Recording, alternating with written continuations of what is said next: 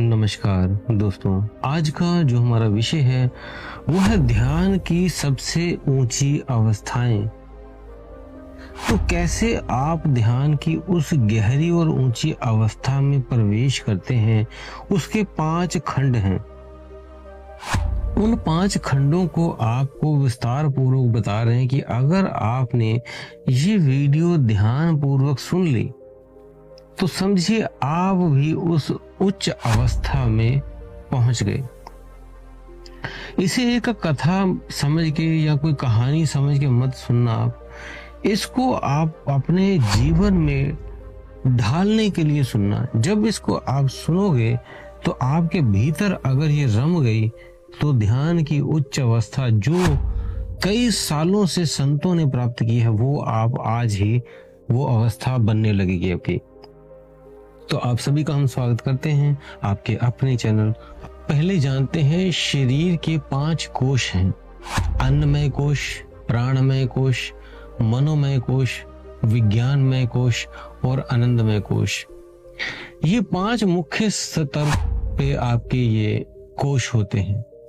इनका जो योग और वेदांतों के अनुसार मानव अस्तित्व को घेरती है।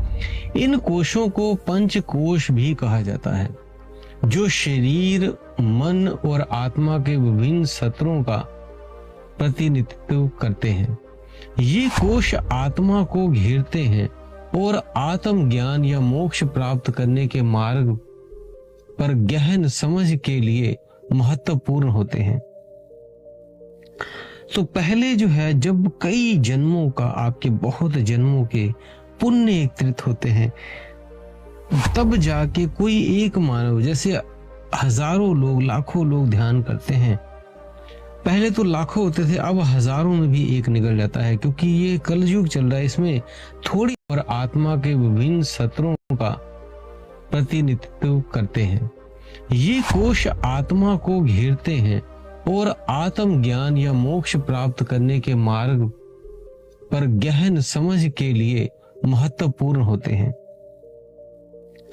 तो पहले जो है, जब कई जन्मों का, आपके बहुत जन्मों के पुण्य एकत्रित होते हैं, तब जाके कोई एक मानव, जैसे हजारों लोग, लाखों लोग ध्यान करते हैं।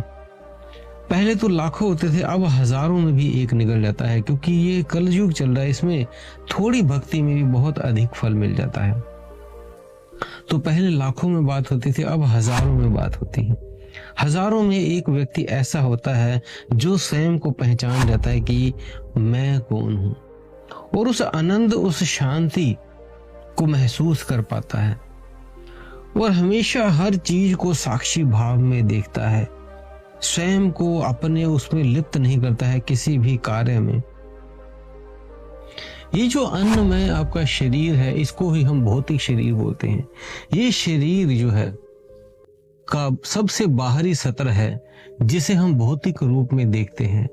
अन्नमय का अर्थ है अन्न से बना हुआ ये शरीर, यानी ये कोश भोजन और पानी से पोषित होता है।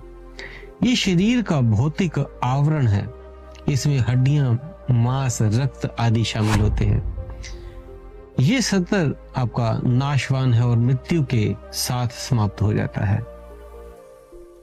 लेकिन इसी में रहते हुए जब आप इसको समझ जाते हो कि आपके ये हाथ पैर इसी अन्न से बने हैं, आप इसे एक अपना शरीर ना मानकर ये सोचते हो कि ये एक कठपुतली है और ये शरीर एक नाटक प्ले कर रहा है, ये भौतिक शरीर, तब आप एक पहली स्थिति में प्रवेश लेते हैं। अब चलते हैं दूसरी स्थिति में। दूसरी स्थिति में जाने के लिए जब आप इससे ऊपर उठ जाते हैं तो प्राण शरीर में प्रवेश लेते हैं, जिसे हम प्राण कोश बोल देते हैं या ऊर्जा शरीर बोल देते हैं। ये कोश शरीर के जीवन शक्ति या प्राण से संबंधित है। प्राणायाम कोश शरीर की ऊर्जा प्रणाली का संचार करती है और ये श्वास, रक्त प्रवाह, पाचन और तंत्रिका तंत्र है जैसी प्रक्रियाओं को नियंत्रण करता है, कंट्रोल करता है। योग और प्राणायाम के माध्यम से इस कोश को बैलेंस किया जाता है और मजबूत किया जाता है। इस शरीर से जब ये इतना आपका सबल हो जाता है तो आपको शरीर का भान खत्म हो जाता है। आप अपने आप को प्राण में शरीर समझने लग जाते हैं। तो कोई भी दुख तकलीफ आप पे आती है तो आप दूसरे शरीर में, प्राण में शरीर में जब रहने लग जाते हैं तो आपको पहले शरीर में जब कोई दुख तकलीफ होता है, मीन्स आपका जो भौतिक शरीर है, कोई कांटा लग जाए, कोई दुख तकलीफ हो जाए, तो ये इतना महसूस नहीं करता इसे, क्योंकि इसकी अवस्था बदल गई है, ये ऊपर के लेवल में आ गया है। और इस लेवल में आके आपको ऐसा भी होगा, जब आपका शरीर उन ऊर्जाओं को महसूस करता है, सोखता है, अपने भीतर लाता है, तो ये बीमारियां अपने आप ठीक होने लगती हैं आपके शरीर की। और आपके देखने का नजरिया बदल जाता है। आप सभी को प्राण में, शरीर में ही देखने लग जाते हैं। आपके सामने चाहे कोई अच्छा व्यक्ति है, चाहे बुरा व्यवहार का है, चाहे वो चोर है, किसी भी तरह का व्यक्ति है, आप उसे एक ही निगाह से देखते हैं, क्योंकि आप प्राण में शरीर उसका देख रहे होते हैं, ना कि ये इसका भौतिक शरीर देखते हैं। कई बार ऐसा भी होता है कि हम जब प्राण में शरीर में आ जाते हैं तो कई व्यक्तियों को पुराने जन्मों की यादें आ जाती हैं कि किस व्यक्ति ने उसके साथ क्या किया था, क्या हुआ था, वो सब दिखने लग जाता है, क्योंकि प्राण में शरीर में आपकी सीमाएं बढ़ जाती हैं और आप फिर उन चीजों को देख पाते हैं, किसने आपके साथ क्या पहले किया था और अब आपने क्या किया है और आपको क्या करना चाहिए उसके साथ। तो ये सारी चीजें आप समझते हो वहां पे प्राण में शरीर से, लेकिन आप सभी को एक समान देखते हो, किसी की बदले की भावना या इस तरह का कुछ आप नहीं रखते, क्योंकि आपकी स्थिति बदल के दूसरे स्टेप में चली गई है। तीसरा जो है मनोमय कोश या मनोमय शरीर कह देते हैं। इस शरीर में जब आप प्रवेश लेते हैं तो जो आप सोचते हैं मन में वो सब सच होने लगता है। कभी कभी आपके साथ ऐसा होता है कि कोई ऐसी स्थिति आपकी बनती है कि आप मनोमय कोश में चले जाते हैं, शरीर में चले जाते हैं, तब आप सोचते हैं और वो तुरंत हो जाता है। आप कहते हैं यार ये तो सच हो गया मेरे साथ, तो ऐसा मैंने सोचा था सत्य हो गया। तो ऐसा तब हुआ कि आप उस मनोमय शरीर में अचानक में प्रवेश कर जाते हैं। तो अपने ये मन के ऊपर आपका इतना कंट्रोल हो जाता है कि आप जो चाहोगे वो करोगे, जो नहीं चाहोगे वो नहीं करोगे।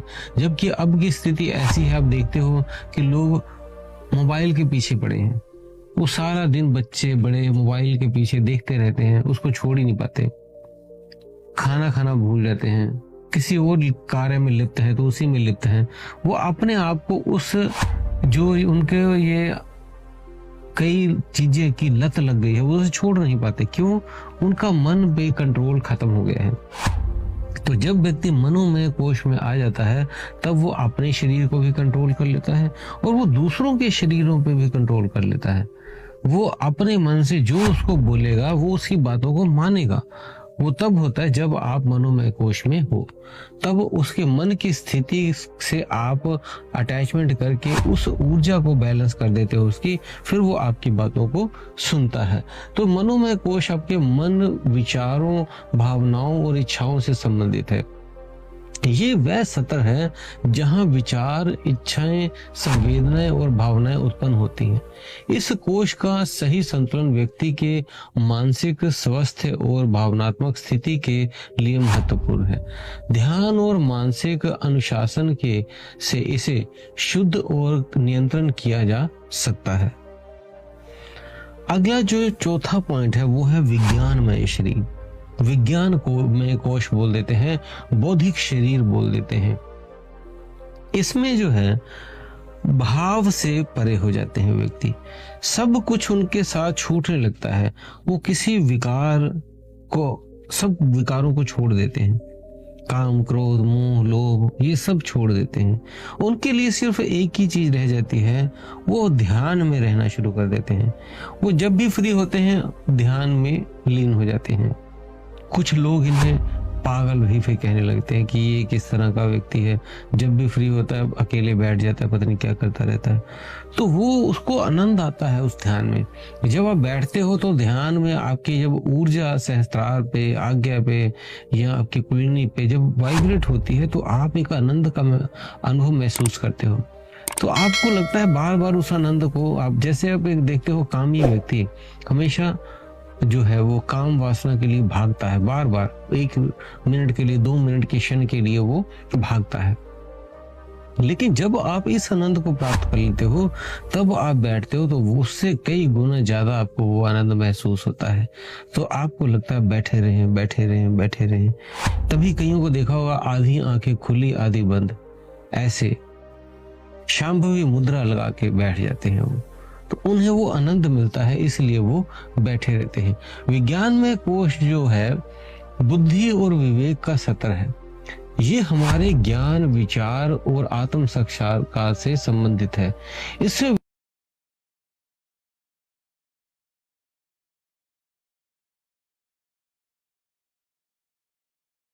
जब इस कोश का विकास होता है, जो व्यक्ति ज्ञान और आत्म बोध की ओर अग्रसर होने लगता है। अगला पॉइंट है इसका निर्विकल्प समाधि, या इसे आनंदमय कोश बोल देते हैं। तो ये आनंद शरीर है। जब आनंदमय कोश सबसे आंतरिक सत्र है, ये आपका जो पूर्ण आनंद, शांति और आंतरिक संतोष का स्रोत है।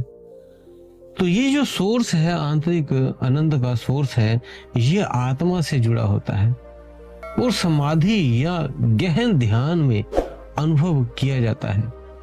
ये वह स्थिति है जहां व्यक्ति स्थायी और असीम आनंद का अनुभव करता है, जो कि बाहरी वस्तुओं पर कोई भी निर्भर नहीं रहता है।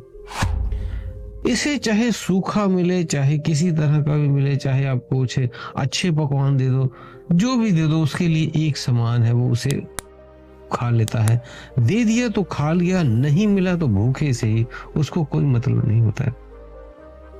तभी कई साधु संत जो आप देखते हो तपस्या में, निर्विकल्प समाधि में होते हैं, वो ऐसे ही बैठे रहते हैं। उनकी जटाएं बढ़ जाती हैं, वो कई कई महीने नहाते नहीं, वैसे ही बैठे हैं। जगा दिया कुछ नहीं, दे दिया खा लिया, नहीं तो ऐसे ही बैठे रहते हैं उस कोश में।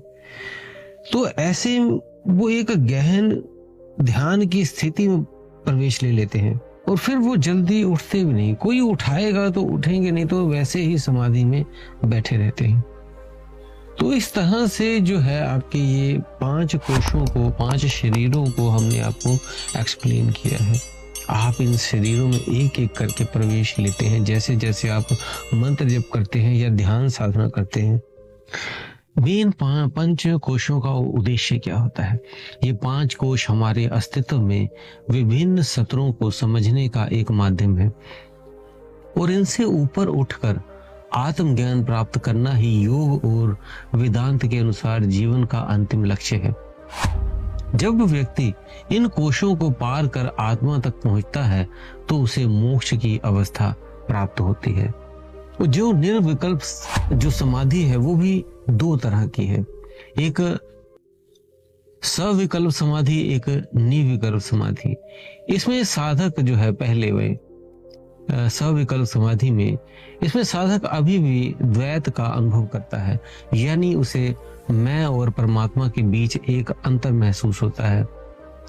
दूसरा निर्विकल्प समाधि में ये उच्च अवस्था है जहां साधक अपने स्वयं और परमात्मा के बीच किसी भी अंतर नहीं रखता, उसे समाप्त कर लेता है और अद्वैत का अनुभव करता है। इस अवस्था में पूर्ण शांति, आनंद और ज्ञान का अनुभव होता है। तो दोस्तों, उम्मीद है आपको दी हुई जानकारी से आप संतुष्ट होंगे। अगर आपको कोई और भी प्रश्न है तो आप हमें कमेंट बॉक्स में लिख सकते हैं, और जो भी अगर आप किसी भी टॉपिक पे वीडियो चाहते हो तो हमें कमेंट करिए। और ज़्यादातर हमने वीडियो बना के अपने चैनल में डाली भी हुई हैं, आप उन्हें भी देखिए, क्या पता आपका उत्तर पहले ही आपका दिया हुआ हो। तो दोस्तों, अगर आप नए हैं तो चैनल को सब्सक्राइब करके बेल बटन को दबा लें। इसी के साथ आप सभी से विदा लेते हैं। धन्यवाद।